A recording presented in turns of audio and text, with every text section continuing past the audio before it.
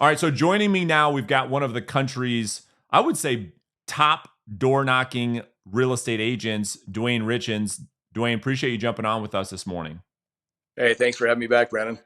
Yeah, absolutely. So, for context, before we jump into this recent article that just got released, which I think is pretty controversial, and before we get into that, you've been door knocking pretty much your entire career. You've had a lot of success door knocking in real estate sales as well as other industry. But for context, for people listening to this, Dwayne, how much business have you done door knocking in real estate sales? Oh my gosh, millions. I mean, for before I started into real estate, the company I was working for, Vivint Home Security, I made the company over $50 million in sales alone. Wow. So yeah, So how many? I'm sorry, go ahead. I said I've got a ton of experience on that. I've pounded probably 50 to 100,000 doors. Well, that's what I was going to ask you. So you think that you've knocked on between 50 and 100,000 individual doors. Is that right? That's right. Yep. In Yeah. in all So, of yeah. Well, that's why I thought that there'd probably be nobody better to have this discussion because I'm curious to kind of get your thoughts. And here's what the article had to say. This was an article that was released earlier this week, and I wanted to get your feedback and kind of how you're thinking about this. But the article reads this that there was essentially it's time to retire door knocking once and for all. And the article reads, Dwayne, a teenager was shot for being at the wrong address. Telling agents to door knock for new business is dated advice, and it could lead to be deadly. It's time to stop door knocking. In the past 7 days, two people have been shot by homeowners simply for being at the wrong address. One was a 16-year-old teenager who went to pick up his brothers, knocked on the wrong door, and was shot twice by the homeowner. The other was a 20-year-old woman who got lost, went to the wrong house, who was trying to find a friend's home. Going to people's properties is dangerous. These days, telling your agents to knock on doors for new business isn't just dated advice, but it could also be a deadly endeavor. So, Dwayne, your thoughts on this recent article?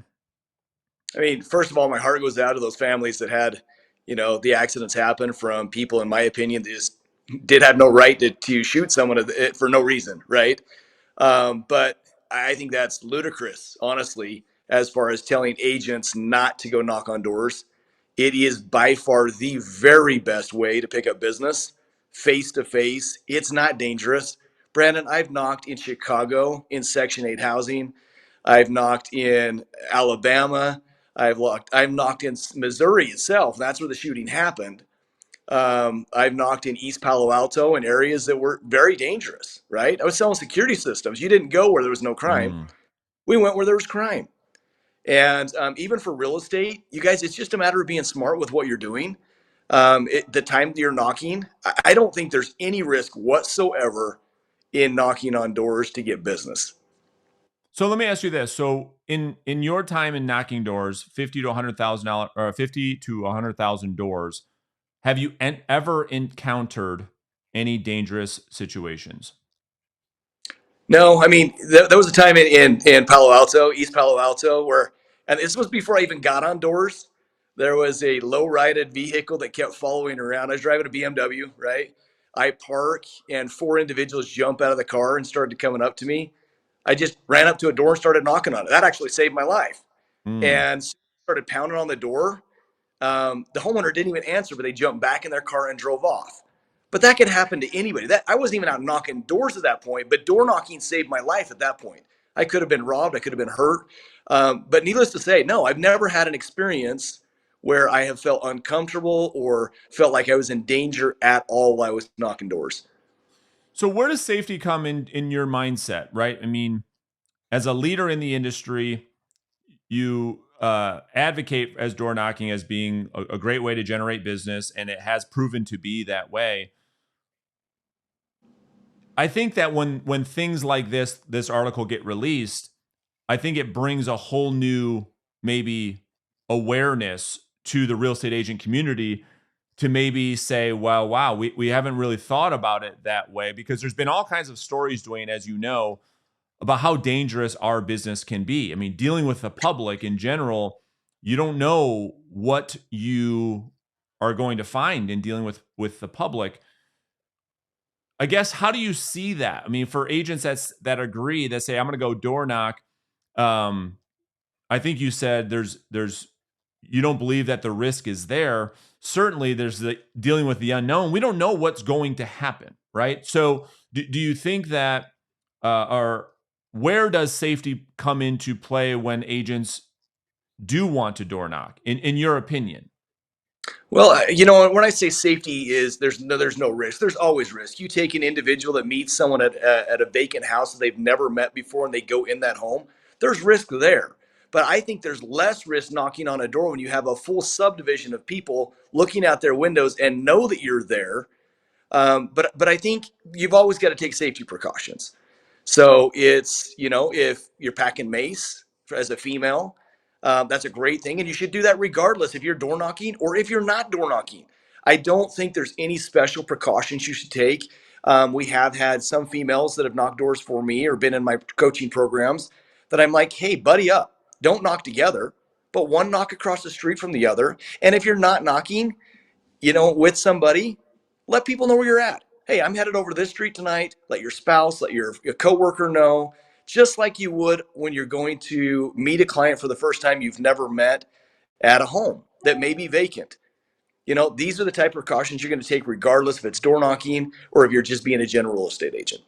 Yeah, going to show a house to a stranger potentially has the same, potential threat. That's kind of your argument, right? You're saying, listen, Yep. if you get a call on one of your listings, or you get a call to go show a property for a buyer, an agent takes the same risk going to meet that stranger at that house as they would door knocking. I love the fact that you said to maybe buddy up, because that's what I was going to ask you. Have you guys messed around with, hey, let's just go together? Maybe not only from a safety perspective, but maybe agents can muster up the courage if they're not by themselves, right? So, what's your experience with actually knocking with a buddy?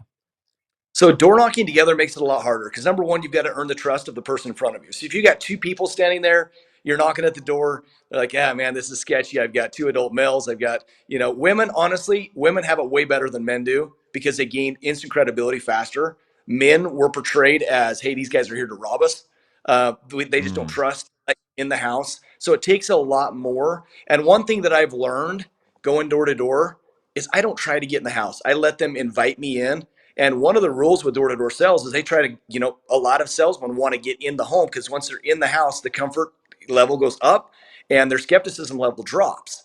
Now, I've never been that way, even selling alarms. I would want them to invite me in. I would try to close and do paperwork on the doorstep until I'm invited in. And it's the same way with real estate.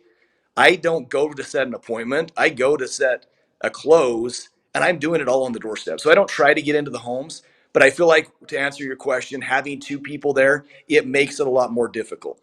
okay. And I guess the counter argument, Dwayne, to play the other side is that if somebody says, "Man, I just don't know if it's worth it," if me, because here's the thing that I think can be debated is, yes, Dwayne, I hear you. I understand how effective it is, but I'm still not, even if the risk is 1%, 2%, to me, it's just not worth it to risk my life to go and make a sale. There's got to be a different way for me to go out there and build my business. What would you say to somebody that maybe brings that argument?